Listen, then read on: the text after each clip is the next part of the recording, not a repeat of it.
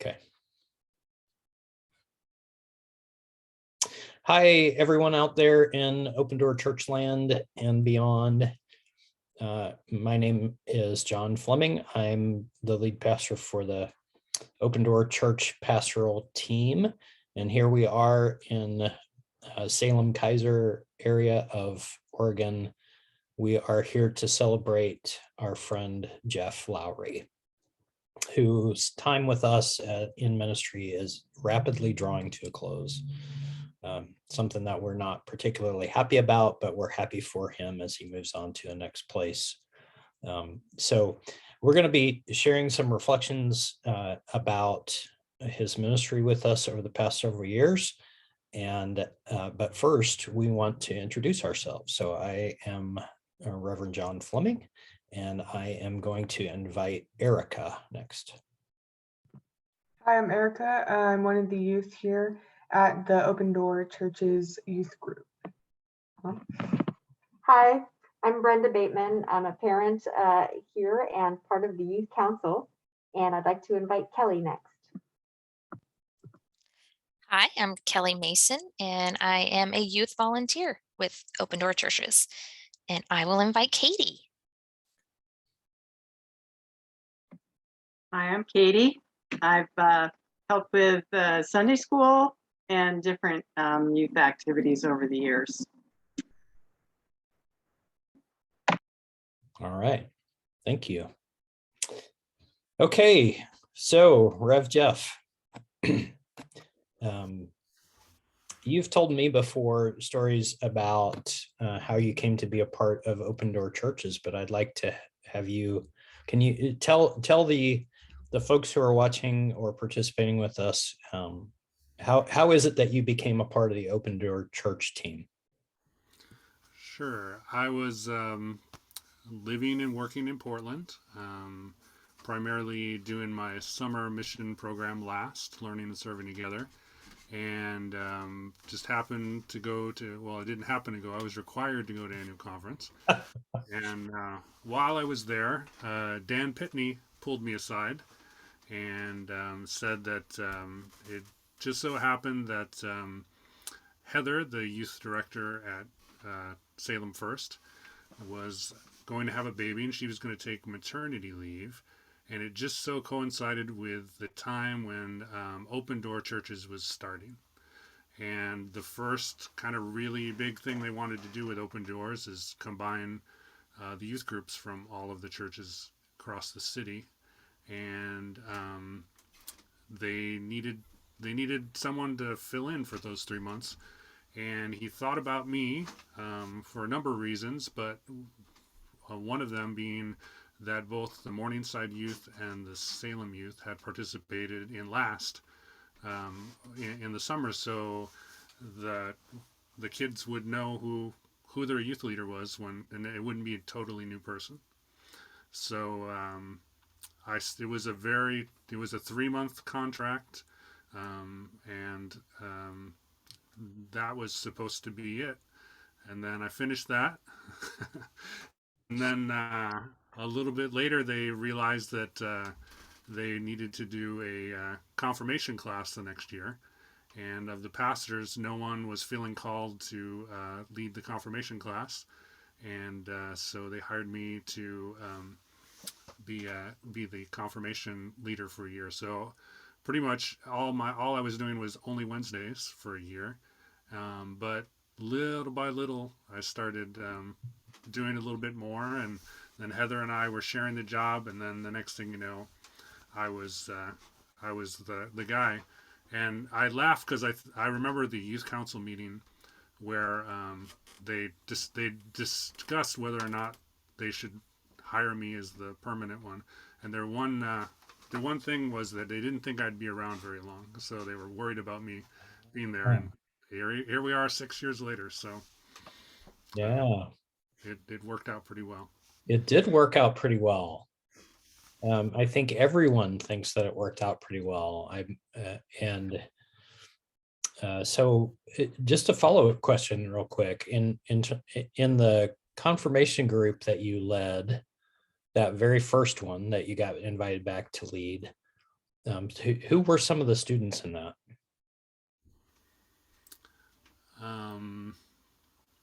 Anybody that's still involved in youth, or have they all moved on to college? They are all older than youth. Okay. The first group.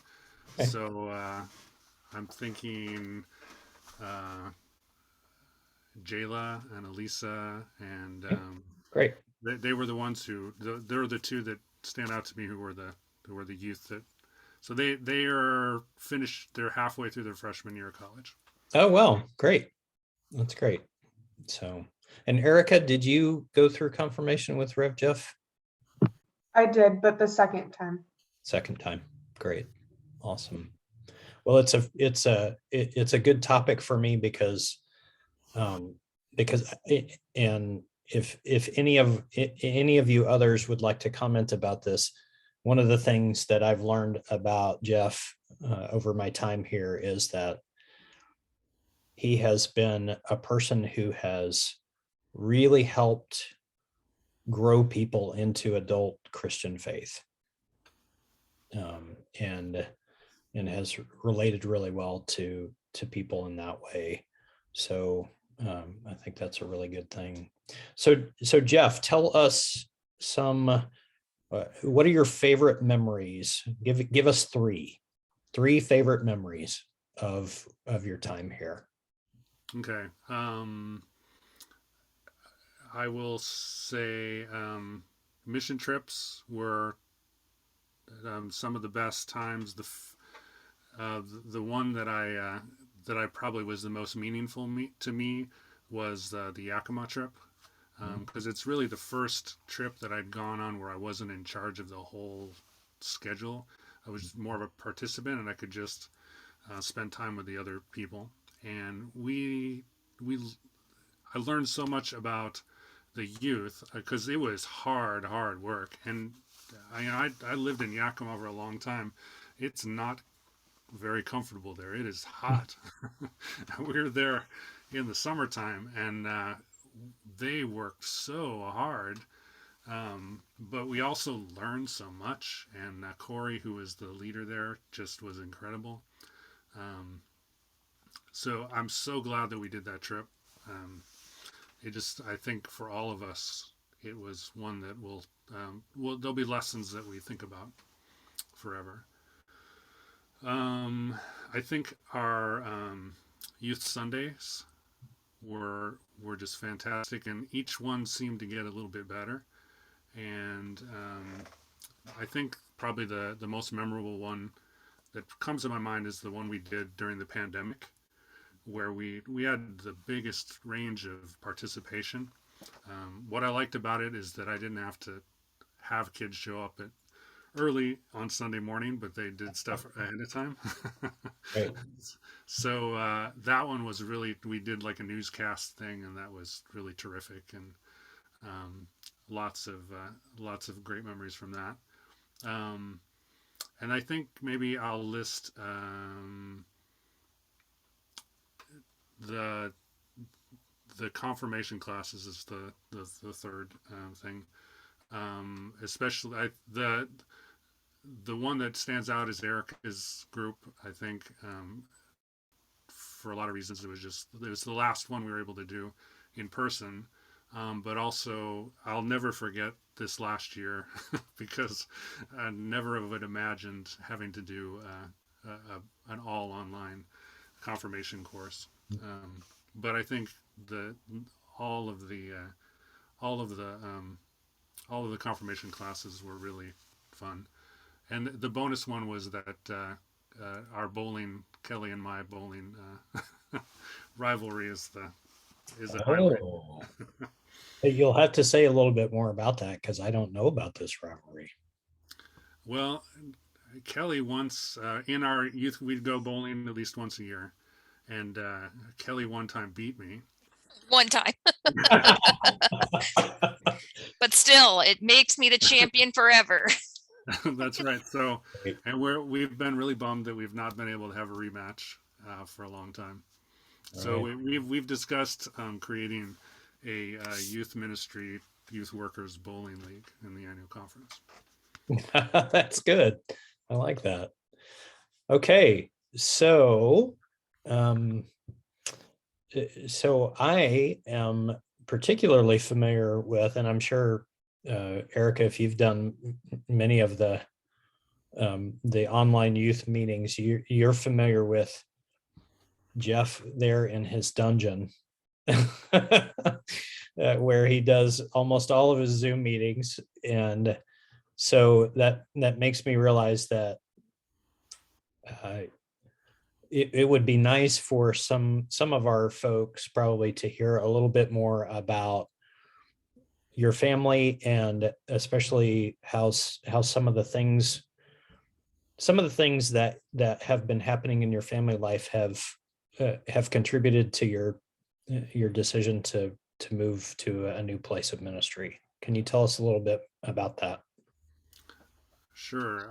Part of this the last year and a half has been with my parents, who lived in Illinois up until May of 2020, when they moved to Portland, and since they've ended up in Tigard, and both because of their failing health. So it's been a really difficult year for a lot of reasons with my mom and dad. But they live in Tigard now, which is where I'll be working, and so that will be that will help with that transition a lot, so that I cannot be so split, and the commute will be 20 minutes instead of an hour each way, and Wow. that's a big difference. And we're still doing ministry here in Portland with my wife Ailey and daughter Paige, who's 16 now, and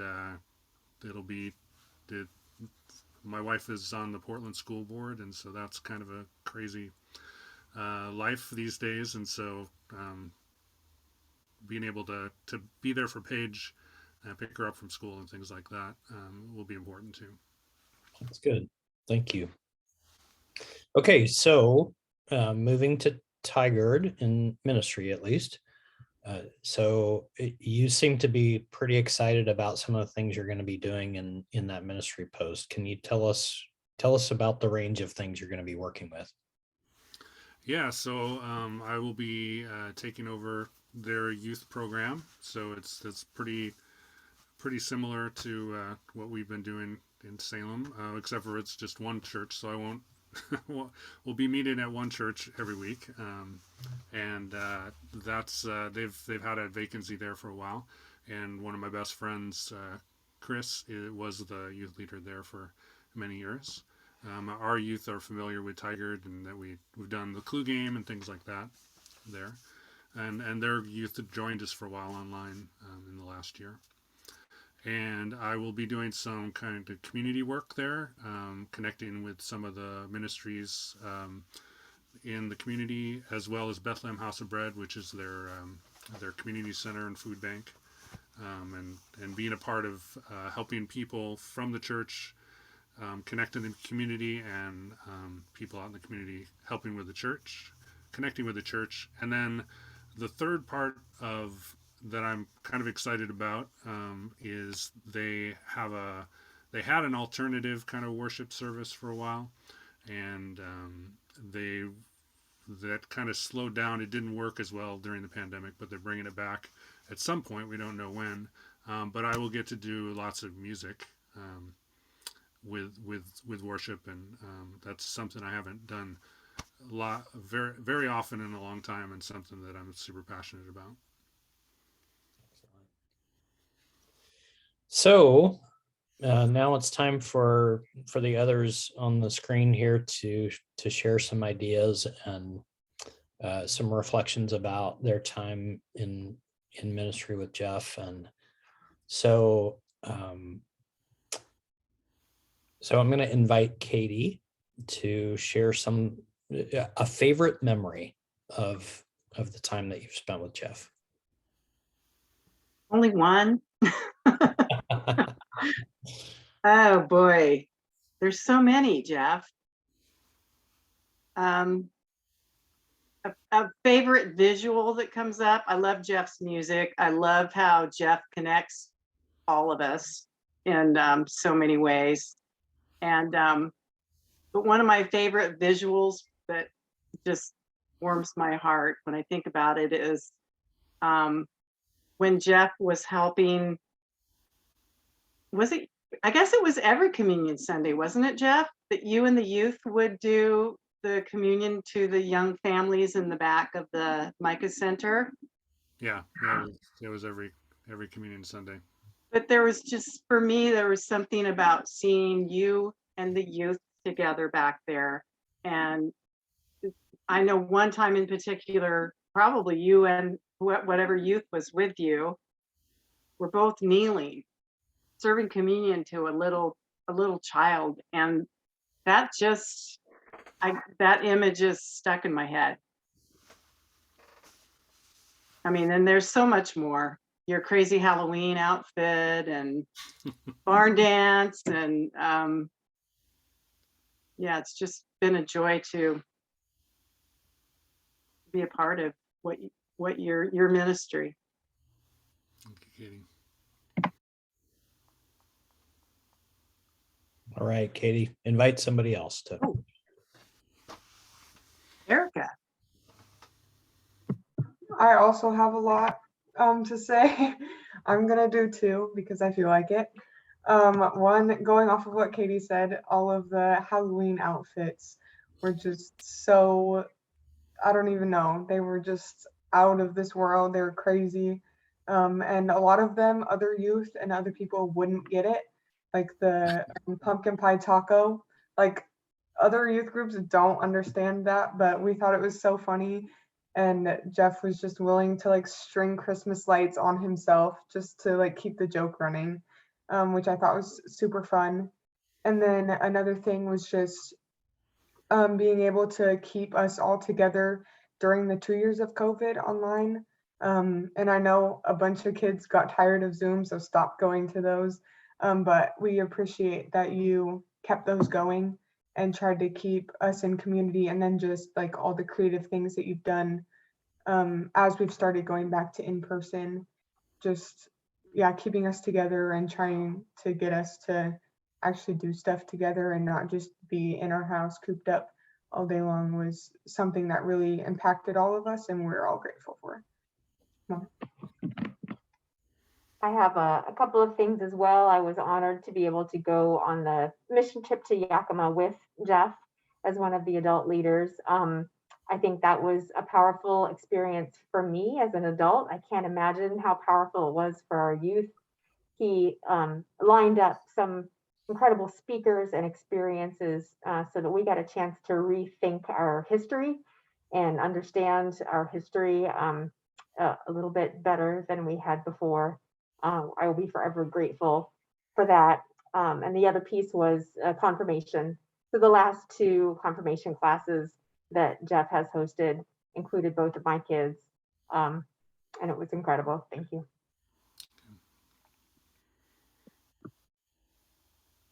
Kelly, let's go to you. Well, of course, my favorite memory is anytime we went bowling.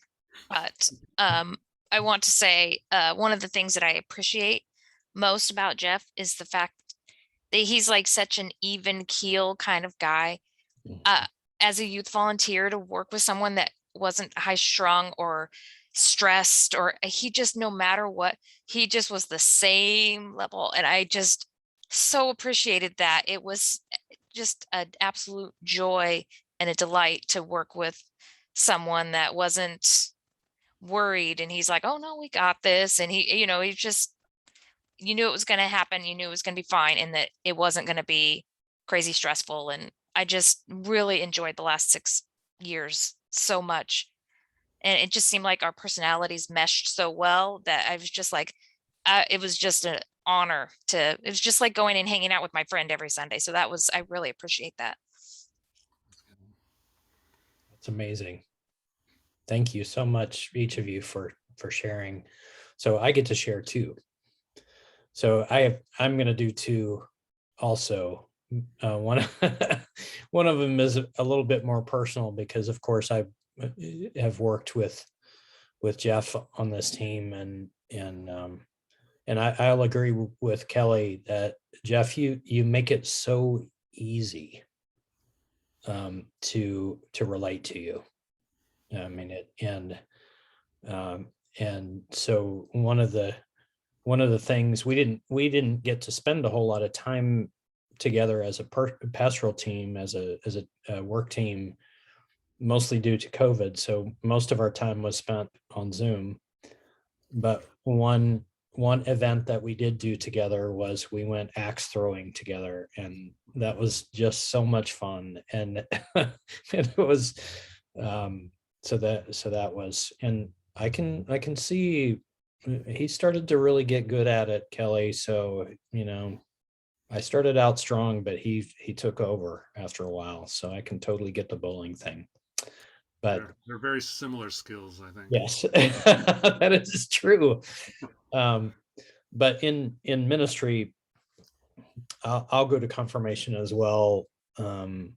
Not just the fact that you were able to keep that and create some kind of a meaningful experience for the youth and the mentors, but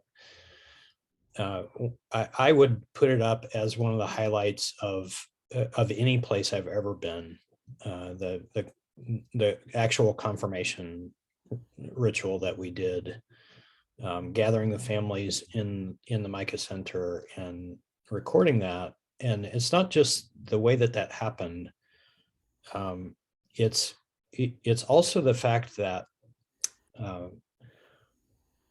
what you said and the way that you shared a witness about the meaning of confirmation really made an impact, I think, on how we set the tone for that. It felt like real worship, even though we were gathered there for that specific part of what became worship. And then the fact that the next Sunday we were able to share that in all of our various open door church settings simultaneously, so that all the churches could participate. And some of you that are a part of this have heard me say this already, but I was the day that we showed the video from the previous week, I was leading worship at Kaiser Clear Lake, and when we were playing that, and I realized just on the spur of the moment that there was a place for the congregation to participate in that. And so when we got to that place, I asked the whole congregation to stand, and they did all of the congregational parts just like they were in the room with that group. And it was a real highlight of ministry for me, because it was clear that those people felt like all of those kids were their kids. And that was really important. And this is the bonus part. So when we, on December 12th, when we were able to confirm Helena in worship, that also was a really wonderful thing, because I've shared this with Jeff before. I've had this idea for well over a decade that we should do confirmation kind of like Jewish communities of faith do bar mitzvahs and bat mitzvah, where one kid is celebrated in worship and has their own Sunday. I think that would be kind of cool. So the entire confirmation thing was wonderful, and I'm so happy to have been a part of it. But you made that possible for me. You made that possible for me, Jeff. Thank you. Okay, friends, our time in this setting is coming to a close, and Jeff, we really love you. I know I speak not just for the people who are in this gathering, but for the people of the open door churches, all of our congregations. We really appreciate you. And as sad as we are to see you go, we send you forth with a blessing. And so I'd like to say these words of blessing, because they connect with with so many people in the United Methodist Connection, especially in youth ministry. May the Lord bless you and keep you. May the Lord make his face to shine upon you and be gracious unto you. May the Lord lift up his countenance upon you and give you peace now and forevermore. Amen. Amen. Bye, everybody.